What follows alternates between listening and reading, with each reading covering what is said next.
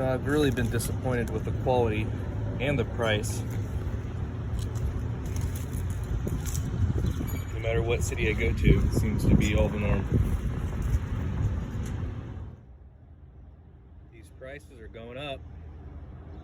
It's double what I got it for last harvest. This is $7. The quality is really not that good. We'll compare it to our aquaponics system, but yeah.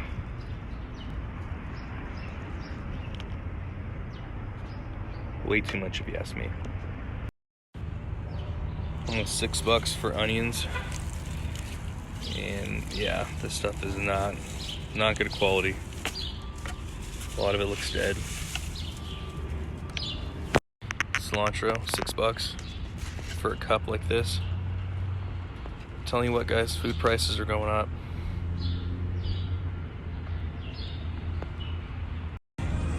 Pretty much the same prices here at Walmart. Quality actually here is a little better, but still not all that great.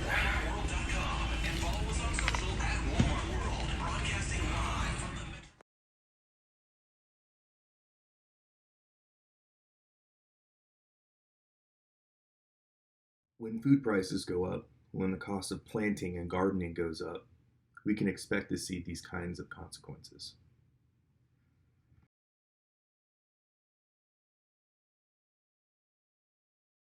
Take a look at this video right here. It has video that a lot of people are weighing in online on this right here. Bold thieves stealing from a man's mango tree.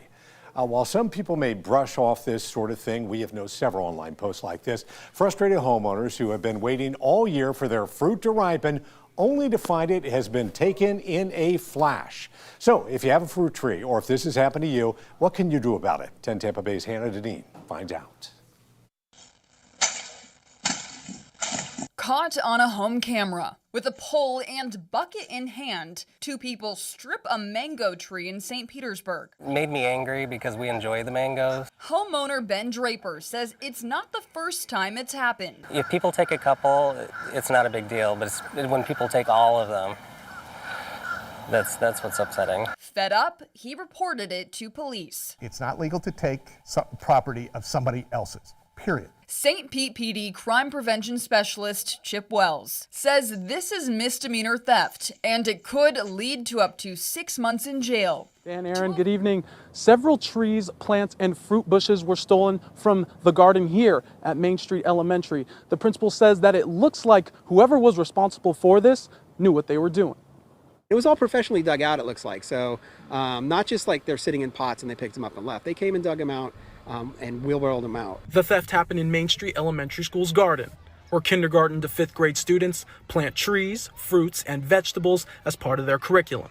The students were in the midst of a lengthy project before the theft, which left them heartbroken. We've been working on this project for at least 6 months, and they dug all the holes, and yeah, it's a huge loss for them, and it just hits you right in the heart when somebody comes and takes something from a school of all places. The school says 2 thefts happened in a span of 4 days. 12 trees, including a 10-year-old pineapple guava tree, raspberry and parsley plants, and hummingbird sage were among the 20 items stolen. Teachers and faculty believe that this is where the thieves loaded up their haul. They say that their soil is easily identifiable because of the mulch. We're trying to figure out if it's the same suspects, if it was 2 different incidents completely unrelated. That is something that our investigators are currently looking into. Depending on the amount, we're looking at commercial burglary, grand theft, petty theft. Those are all different charges that our detectives are looking at. Tonight,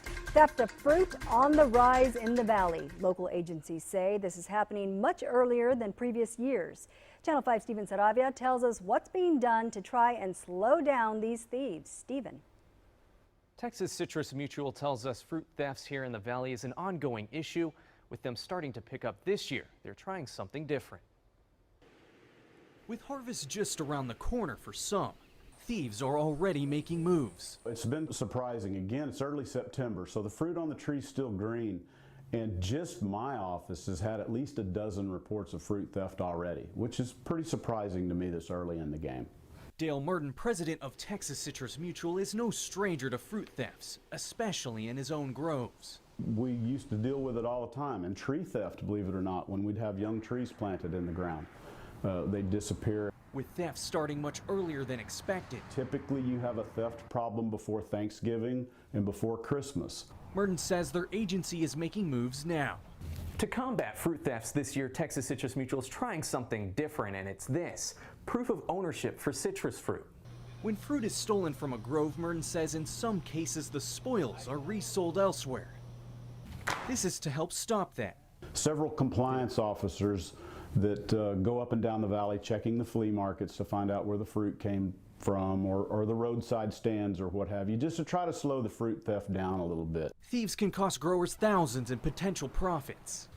You know, growers spend a lot of money caring for the crop, and for it to just walk off without any opportunity to sell it, it's a loss any way you look at it. We know every mango season, people might pick a few here and there from someone else's tree.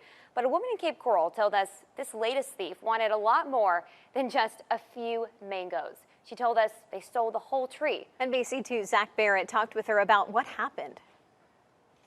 This is a fig and that's a fig. Mary Schwartz has a green thumb. I have 2 lemons, a Persian lime, some oranges. And that's just to name a few. There we go. I'm a flower child from the 60s. She had 2 mango trees in her yard. I just got these today. Oh, there's a little snail on one. Okay. One of them was a cotton candy mango tree. And I was really looking forward to tasting what a cotton candy mango tasted like. When she went to water her other mango tree, she noticed the entire thing, down to the roots, had vanished. They took the roots and all. There's no roots left. The tree was small, but Mary says it's not about the mango tree itself. I have a little girl with special needs. She loves the mangoes, and she loves to help Mama plant. That tree signified bonding time for her and her daughter, who has Down syndrome. She's going to be very disappointed to see this mango tree For gone. those of you that follow agricultural news, this comes no surprise, right? When we see that there is a large increase in the price of food, when there's a large increase in gardening and planting, naturally you're going to have people that are going to take advantage of the situation any way they can. And as you saw in this reporting, everything from raiding, commercial farms and farming outlets for plants and produce to then sell on the black market to, somebody taking a plant and fruit from a homeowner next door. So again, this comes to no surprise to any of us that are in this sphere or pay attention to what's going on in regards to commodities and agriculture. Now, with that being said, I guess the next thing to think about is, well, what happens next, right? What's a good indicator of what we can expect to see? And based upon the reporting, we know, for example, the IMF has put out that the price food index has increased 54%. Again, not my words, not my research. This is the IMF. The USDA projections report, all of those, which I'll leave in the description box below. All my citations are released in the description box below. And we'll be doing a video on that, but it's calling for food scarcity. So again, this isn't me coming out and saying, hey, this is the doom and gloom. No, my opinions on the subject matter, I'll keep to myself. You don't watch my videos for my opinions, you watch because you want true facts. That's the reporting. So when we have a price food index that has gone up 54%, we have the USDA saying, hey, we're going to have less of certain commodities for next year because we're just not able to produce that. When they're saying that imports are going to be increased on things like eggs, for example, other commodities like wheat and corn. This is just the reality of the world that we live in. And so I think it's important to realize that if prices continue to climb, we can expect that people are going to acclimate to that change. And they don't always acclimate in a way that is beneficial. So that's something to think about. And also with price distortion, which again, the USDA and the IMF have both said are significant problems in our current food sector. So when you have both private and public governmental entities saying, yes, we do have price distortion. Yes, the food index isn't up 7-8%, it's up over 50%. When they're saying, yes, there is going to be a shortage and scarcity when there's less fields being planted. and therefore harvested. Yeah, these are just the factual realities in which we live in. So it's something to take a look at, and it's something to start planning for now. I know we are here because, again, like I've said in a previous video, we are currently priced out of the garden experience. We are priced out of the garden market, but that doesn't mean that we've stopped planting or slowed our planting. Our planting has actually increased because we are using different propagation methods that we'll talk about at a later time. But ultimately, there's going to have to be a shift in consciousness and a shift in change in how we look at food and agriculture. No longer can we look at food and agriculture from a Western lens, unfortunately. We have to start looking at food and agriculture from a food systems efficiency lens, from a food system sustainability lens. And that's not something that Americans are used to. It's not something that most people are used to, if we're being honest. So there you have it. I hope this video was helpful for you guys. If you have any questions, please leave them in the comment section below. I'm curious to hear what you guys think on this take. Do you see thefts going to continue to rise? Do you think that the economy will somehow be saved? Is there some kind of new technology? What is your thoughts on the current climate of agriculture? I hope this was helpful for you guys. As always, guys, long live the Republic.